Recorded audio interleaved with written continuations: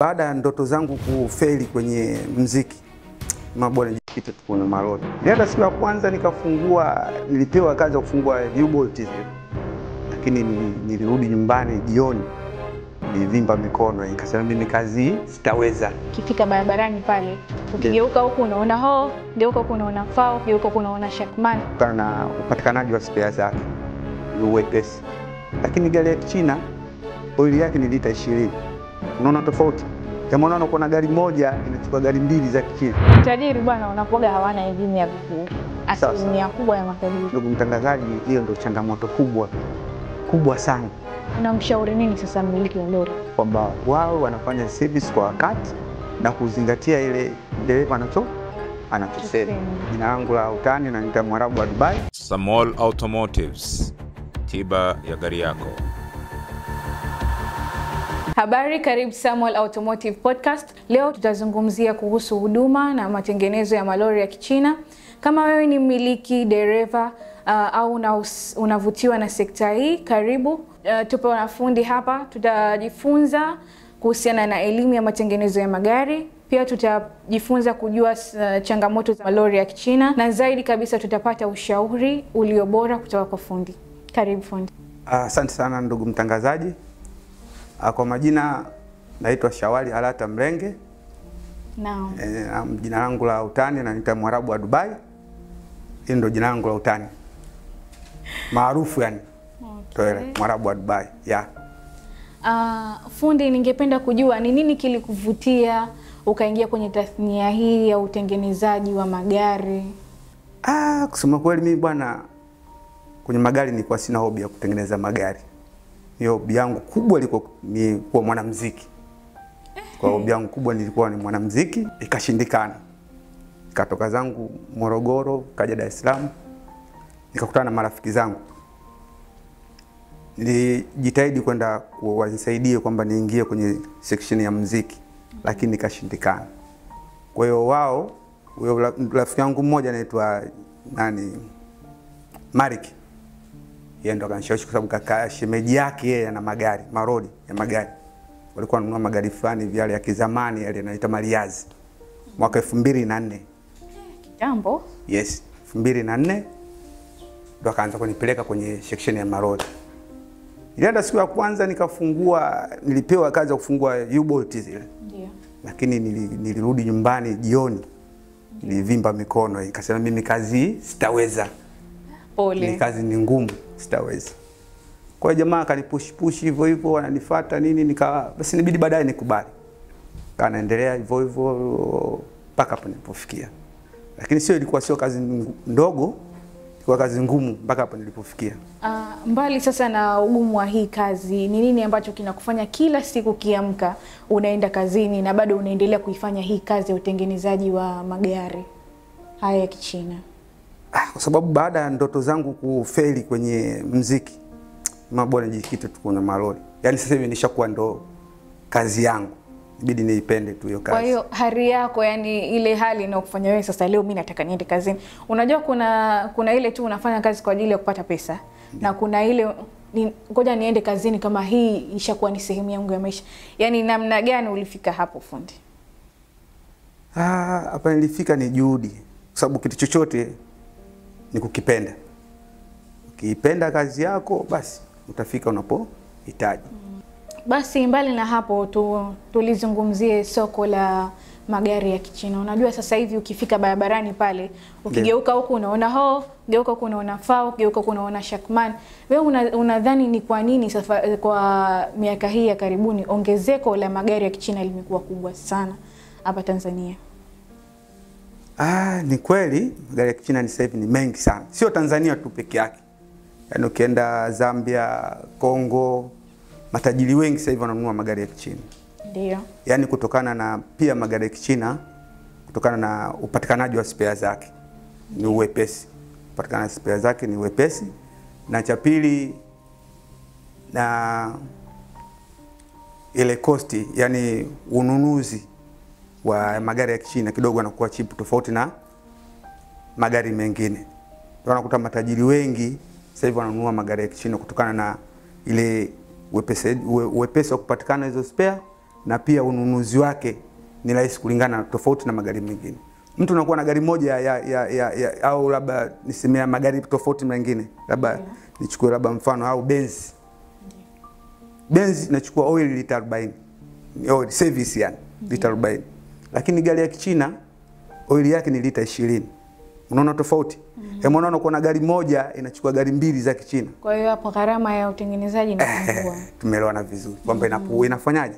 Amesolve gari mbili. Na unadhani huu upatikanaji wa vipuri vya magari ya Kichina unachangia kwa utofauti wa magari mengine, kwa mfano yanayotoka Ulaya au Ujerumani au Japan? Yaani impact yake kwako wewe kwenye kazi inakuwaje?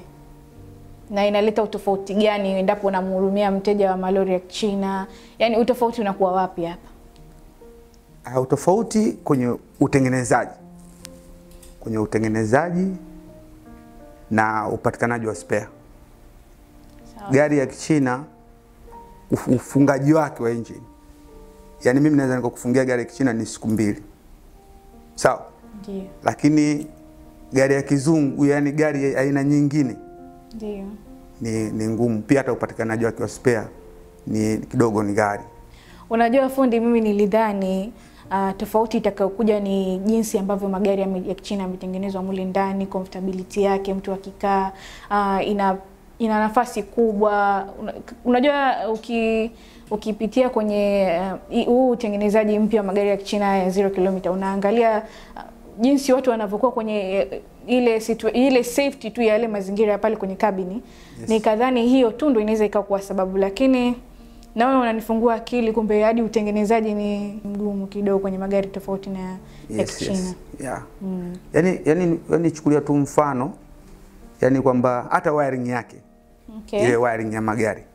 Yani ukichukulia ya Kichina na hizo gari zingine ni vitu tofauti. Yani nyingine watakwambia mpaka ulete computer ile diagnosis uweke, lakini gari ya Kichina unaweza hata kumuelekeza tu dereva kwamba bana fanya hiki na hiki na hiki, akaondoka sehemu aliyokuepo. Lakini aina ya gari nyingine kumwambia dereva bwana fanya hiki na hiki, ndo kwanza kaiharibu. Ni kweli. Yani imekufa kabisa tena hapo kutengenezeka. Kwa hapo Mchina kawini. Mchina kawini kwa sababu yani hata dereva ukimwelekeza anaweza kasolve ile tatizo lake akaondoka. Sasa mbali na hii changamoto unaoiona na utambuzi wako katika hii tathnia, nadhani umeianza muda mrefu. Yes. Na kama hii tathnia umeanza muda mrefu, ina maana mpaka unaweza ikafikia hatua mteja akikuletea kipuri, unaweza kukitofautisha hichi kipuri ni feki au original. Hebu nieleze namna gani wewe unatofautisha vipuri vyako? Hapo unajua kuna wale, unajua matajiri bwana wanakuaga hawana elimu ya vipuri. Asilimia kubwa ya matajiri unakutana na kuletea gari, anaagiza vipuri, lakini analeta vipuri na kuletea hivi ni original bosi au vipi? Wewe unalizungumziaje? Yani kile kipuri kinavyokuwa kimefika pale, unajuaje kama hichi ni original au fake?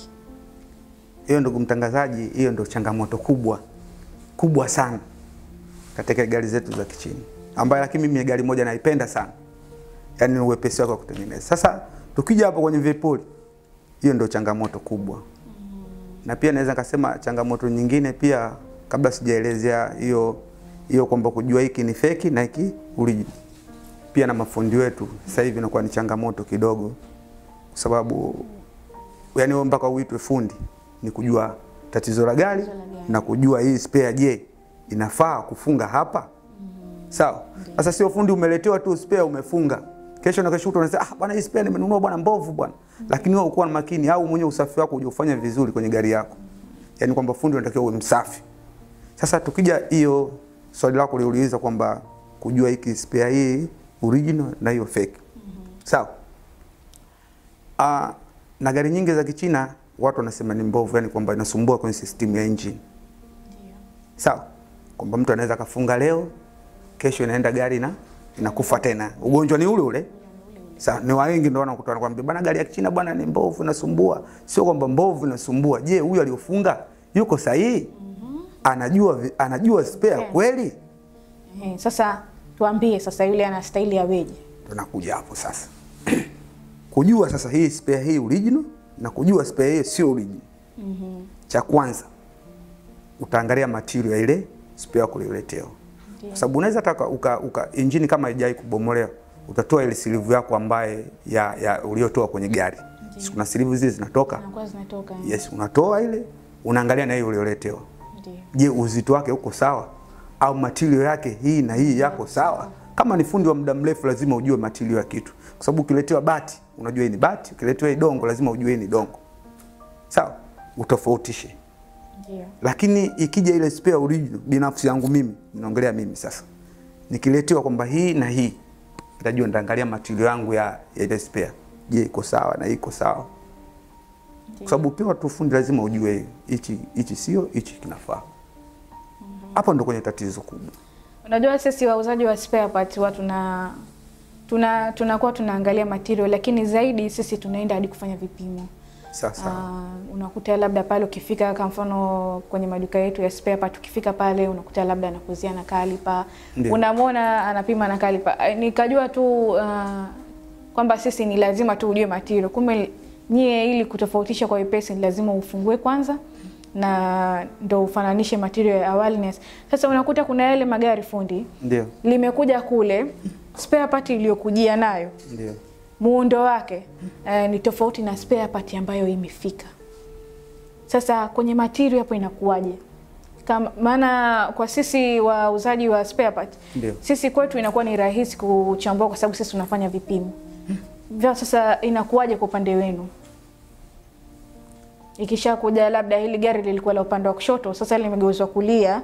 Sasa ukija sasa kwenye kuchambua hii ni original, hii ni fake, unafanyaje hapo fundi? Hapo kidogo swali lako limekaa vizuri. Yaani hapo swali lako limekaa vizuri sana. Hapo sasa hapo inategemea na ile gari. Ndio. Sababu hizo gari unakuta mtu labda alifunga mtu mwingine. Kashabadilisha spare na maana. Alifunga mtu mwingine, wewe ukapewa wewe ulifungi. Sawa? Ndio. Ukatoa ile silivu yako, labda wewe hujui kama bwana mtu alishafunga au hajafunga. Ndio. Kwa hiyo unatakiwa utoe. Ukitoa na ile sasa utaletewa nyingine. Sababu sisi kampuni zetu sio kwamba mwenyewe ndio unaenda dukani. Unaletewa. Wewe unaletewa. Bwana ni spare hizi hapa ufunge. Kwa hiyo sasa kuna mafundi wengine yeye anachukua tu kwa sababu sikashaletwa kinafanana na kile. Ndio. Unafunga. Natoka hapo mpaka hapo mbele gari imeharibika. Kwa hiyo inakuwa sometimes ni ngumu kwenu nyinyi kutambua ile spare na ufungaji pia. Kwa sababu hizi ringi unavoziweka kwenye pistoni zako. Ndio. Si unapanga? Maana kuna ringi ya kwanza, kuna ringi ya pili, kuna ringi ya tatu. Ziko pale tatu. Ziko tatu. Sasa unavozipanga zile ringi zako, inabidi yani uzipange kwa mpangilio. Ujue hii ya kwanza, hii ya pili, hii ya tatu. Ukigeuza lazima iharibike. Iharibike. Si umepanga vibaya?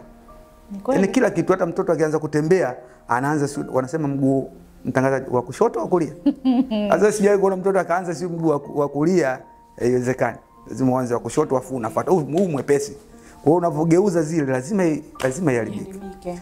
Hilo ndo kutokujua hapa. Sasa mtu mwingine analetewa tu spare anapanga tu kamaliza mradi kafunga. Bora iende. Sasa kufikia hapo. Unajua nimekusikiliza kwa makini, lakini kuna kipengele ambacho mimi natamani ukisikia ile changamoto yako na mabosi wako, ukichelewa kutengeneza gari na kuaje. Maana unajua fundi wa gari mimi nakuaga nafanya kama fundi wa nguo. Unaona ile gauni lako mfano unataka kwenda shughulini mfano. Ndio. Mpaka ile nguo ije kufikia siku imetengenezwa. Tarehe ya shughuli ishapita. Vipi kwenye upande wenu? Yaani kwenye magari ndo tajiri anakuaje?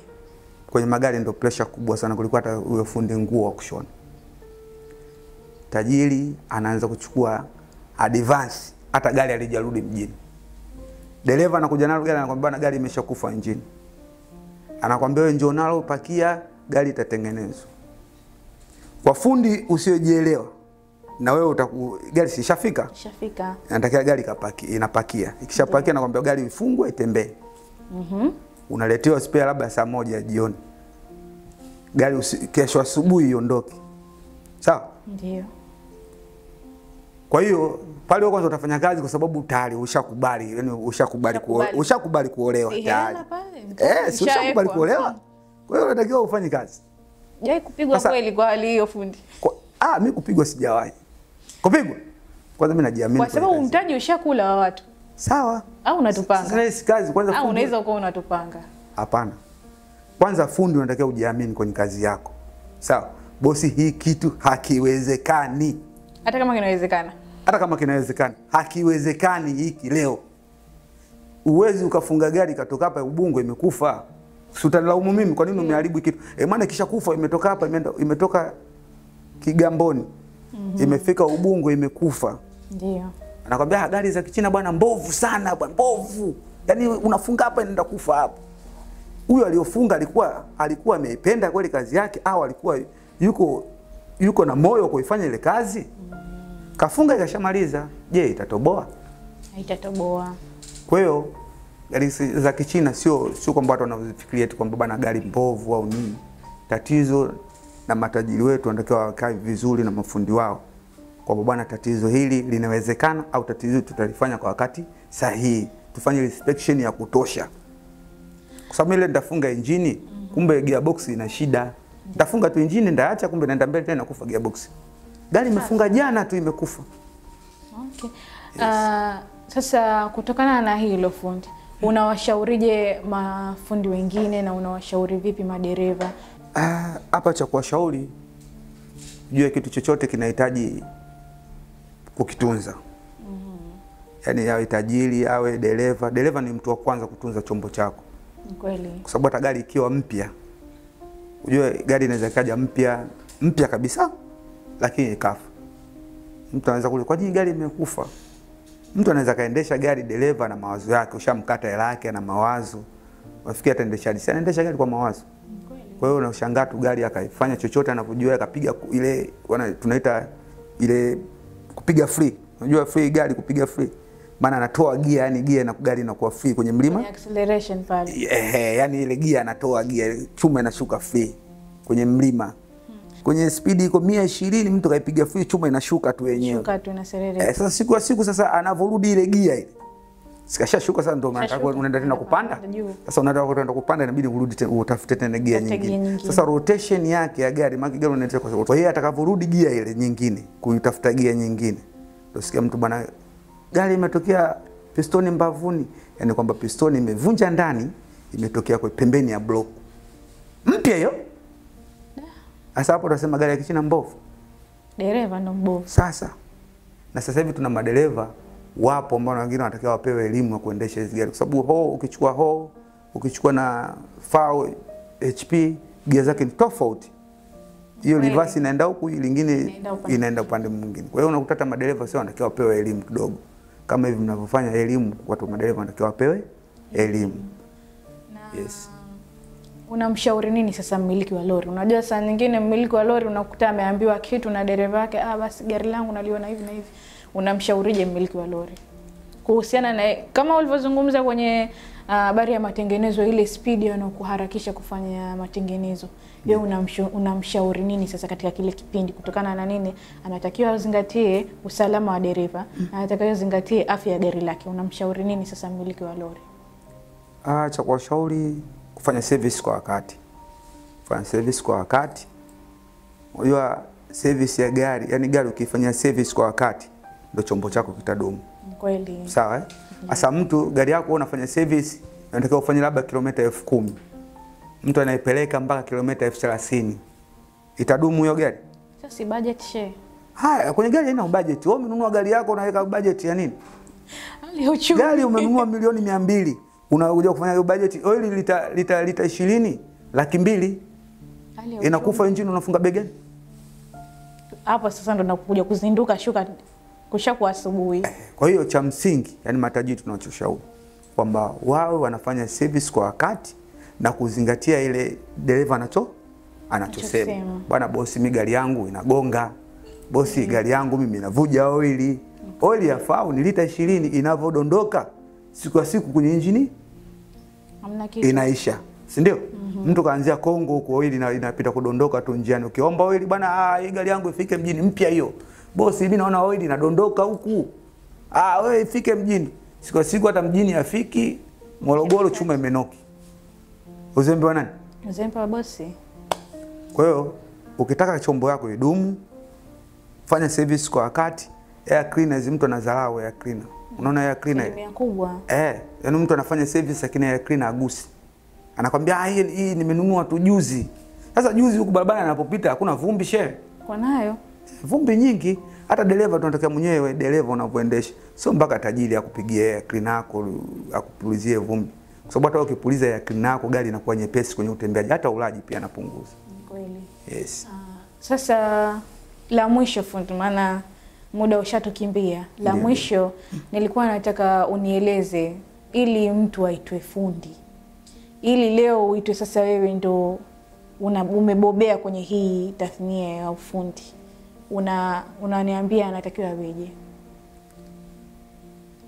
Mtu kuitwa fundi bwana. Yaani wewe unatakiwa umekamilika. Ukamilika vipi sasa?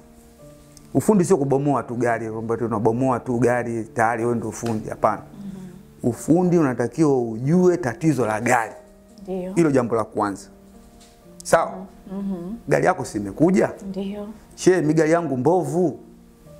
Mtu mwingine ajui, yani maskini Mungu yeye anajua kugonga gia tu, yani gia tu anazokota gia. Moja hiyo, 2, 3, 5, 10. 12 kamaliza kibati. Accelerator hiyo? Accelerator hiyo. Lakini ajui tatizo la gari. Ball joint huko mpaka ichomoke huko, labda ball joint choma, unajua kumbe gari mbovu. Gari imeharibika. Lakini ungechungulia, ungejua kama bwana ball joint yangu imechomoka. Huko nimeenda kwa madereva. Kujua sasa kama wewe bwana fundi unatakiwa uwe fundi umebobea, kujua tatizo la gari. Ukishajua tatizo la gari, wewe tayari ushakuwa fundi. Kwa sababu huwezi kutengeneza gari bila kujua tatizo la gari. Hata daktari mwenyewe lazima mpime mtu, bwana daktari, mimi nasikia kichwa kinauma. Kinauma umaje? Huwezi kukupa tu dawa eti wewe bila kupewa dawa.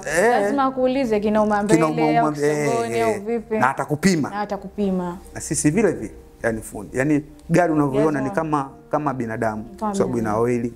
Yani oili ndo kama damu na maji. Sawa, inavuta hewa. Ina hewa. Sasa mtu anakuletea gari, bwana mimi gari yangu mbovu. Wewe sasa fundi sasa ndio utakao usikilize ile gari, ukawasha ikawaka. Ukaanza kuisikiliza sasa gari inaumwa nini? Haina nguvu, haina nini? Atakwambia mimi gari yangu haina nguvu, nikiendesha bwana haina nguvu. Sasa fundi unatakiwa uwazi. Kwa nini gari haina nguvu? Au kwa nini gari inachemsha? Kwa nini gari haikimbii, yani akitembea ina nguvu haina, kwa sababu gani? Kuna vitu vya kufuatilia tofauti tofauti. Kwa nini inanuka moshi na vitu vingi yani. Kwa sasa kujua tatizo la gari.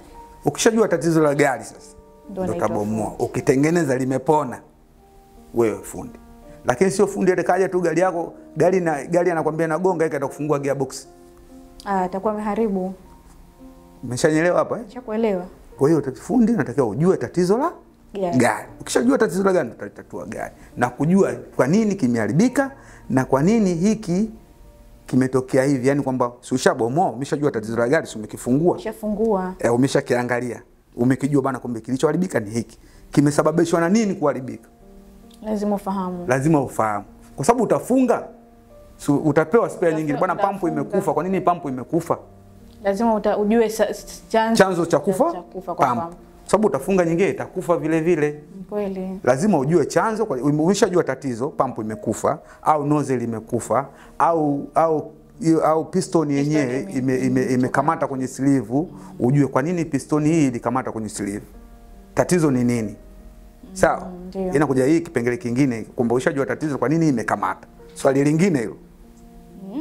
Kwamba umejua tatizo, kwamba ni series ya changamoto ya changamoto. Kwa sababu utafunga ile piston itakufa tena. Kama utakuwa hujajua chanzo cha changamoto. Yes.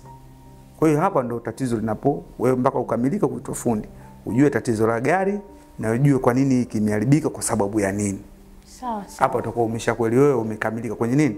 Kwenye ufundi wako. Na ukatengeneza kikapona, ikaenda safari, ujue hakuna kitu mtu anafurahi kwamba umetibia gari ya mtu, imeenda Kongo, imerudi, imeenda Kongo, imerudi. Yaani mwenyewe unajisikia furaha. Yaani unaona hiyo starehe, hiyo furaha unaoipata. Ndio furaha unaoipata muuzaji wa spare part. Imeenda spare part yangu haijarudi. Kwa sababu gani? Ilitumika vizuri na ilifit kwenye sehemu husika. Sawa kabisa.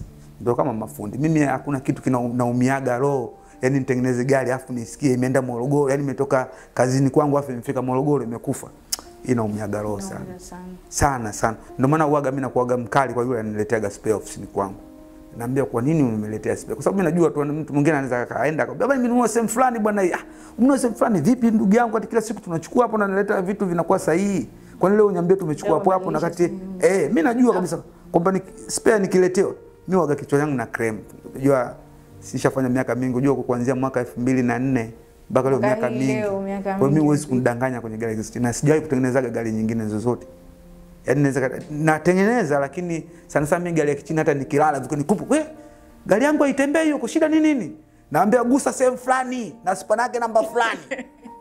Wallahi ninavyokuambia. Ushakuwa daktari wa Kichina. Mimi ukiniambia tu gari ya Kichina, bwana gearbox inafunguliwa namba ngapi? Sio nje tu, nje huko mpaka ndani ya gearbox au mpaka ndani ya engine.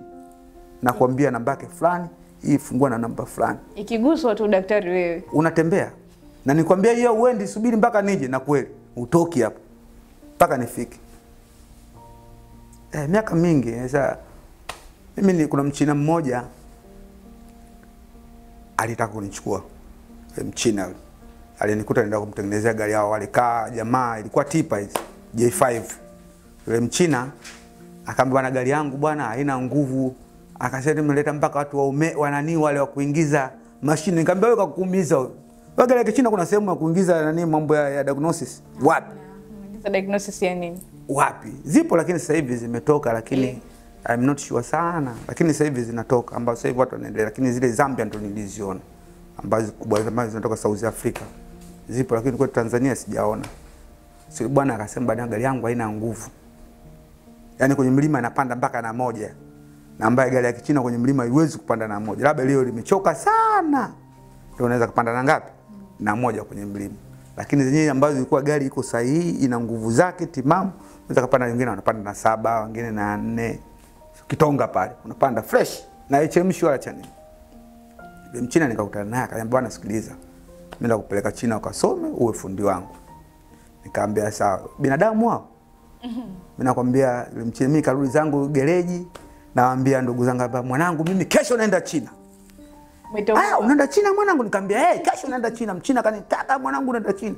Sasa wale wengine kuambia tu bwana wewe unakutaka Mchina? Nikamwambia sio kama kanitaka mnavyofikiria nyie. Naenda kufanya ufundi. Mtangazaji. Kwa nini nilienda?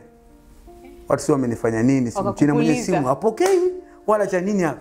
Hamna. Wamekuuliza. Nikasema sasa hivi simwambii mtu ana jambo langu nalifanya kimya kimya. Kwa hiyo ndio nimeshindwa kwenda, nimesema mpaka ndipo hapo. Lakini gari za Kichina mimi unidanganya kuniambia chochote. Mtu atakwambia bwana eti mbovu si nini. Labda yeye mwenyewe anashindwa kuitunza. Asante sana fundi kwa elimu uliotupa na maarifa uliotupa kwa siku ya leo. Pia nipende kuwashukuru wapenzi watazamaji kwa kuungana nasi kuanzia mwanzo hadi mwisho wa kipindi hichi. Usisite kutufuatilia katika vipindi vijavyo. Kipindi hichi kimedhaminiwa na Samuel Automotive, wauzaji wa spare parts za malori ya Kichina kama vile Ho, Fao, Shakman na Beiben. Samuel Automotive tunapatikana Nelson Mandela Road, Tabata Matumbi, Dar es Salaam. Kwa mawasiliano zaidi piga namba 0795 Kwenye mitandao yote ya kijamii tunapatikana kama Samuel_Automotive. Kwa pamoja tutashinda. Samuel Automotive, tiba ya gari lako. Samuel Automotives, tiba ya gari yako.